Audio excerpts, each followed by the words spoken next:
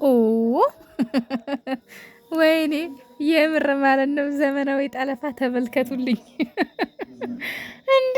አረ ብሩኬ በቃ እንዴ ወጣ አርጋት ፈታ ትበል እንዴ! አረ ተው አረ ተው እኔ እናት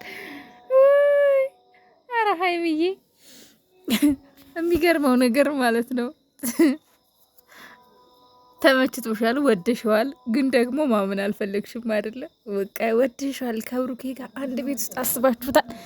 ከምትወዱ ሰው ጋር ማለት ነው አንድ ቤት ውስጥ ታጉራችሁ፣ ጠዋትም ከሱ ጋር ማታም ከሱ ጋር በቃ ቀንም ከሱ ጋር።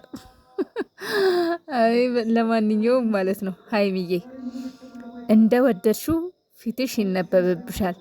ግን ደግሞ እንደው አለ አይደለ እየተግደረደርሽ ነው እና በቃ በቃ አስወጡኝ፣ ቤተሰብ አስወጡኝ፣ በቃ ምንድን ነው እኔ ይበቃኛል፣ እንዴ ታፍኝ ምናምን።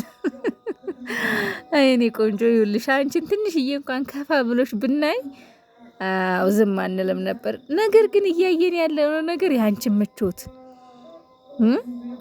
የእናንተን ፍቅር፣ የእናንተን ደስታ ነው። ስለዚህ ምን ብለን ድምፅ እንሆንሽ ሀይሚዬ? ለማንኛውም ያው ቡቡዬ እንግዲህ እየለፋ ነው፣ ደፋ ቀና እያለ ነው ሀይሚዬን ለማስደሰት።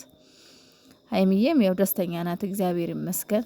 ያው ከአንገት በላይ ኧረ በቃ ብሩኪ በቃ ከዚህ ያስወጣኝ መውጣት ነው ፈልገው ምናምን ብትልም ግን ያን ያህል አይደለም። ነገር ግን ማለት ነው ጠለፋ የሚባለው እኮ ሽማግሌ እስከሚላክ ድረስ ነው አይደል? ታዲያ መቼ ነው ሽማግሌ? ቡቡዬ ነው ምናልባት ፋሲካ ላይ አስቀምጠህልን ይሆን እንዴ? አዲስ ሰፕራይዝ ፋሲካ ላይ ማለት ነው። እንዴት ነው ነገሩ? አንተ ጠልፋ አስቀምጠሃት ዝም አልክ እኮ። ጠለፋ እኮ አንድ ሴት ትጠለፋለች፣ ከዛ በኋላ ቤተሰብ ጋር ሽማግሌ ይላካል። እንግዲህ ቤተሰብ ካልተስማሙ ያ ነው ችግሩ፣ እንግዲህ ከባዱ ችግር ማለት ነው። እና ያንተ የሀይሚዬ ቤተሰብ ደግሞ ይስማማሉ ብዬ አስባለሁ። ስለዚህ ይበቃችኋል፣ ከእንትን ውጡና በቃ ፈታ በሉ። ደግሞ እንዴ ምን በወጣችሁ አንድ ቤት ተዘግታችሁ። ለማንኛውም ጽጌቱ እናመሰግናለን። ጨረቃዎችን እንደዚህ አበባ ስላስመሰልሽልን፣ እንደዚህ ስላሳምረሽ፣ የሚያምር ልብስ ስለላክሽላቸው በጣም በጣም እናመሰግናለን። ብዙ ድምጽ ብዙ ሪከርድ ማውራት አልችልም። እንደምታዩት በጣም ብዙ ድምጽ እየገባብኝ ነው።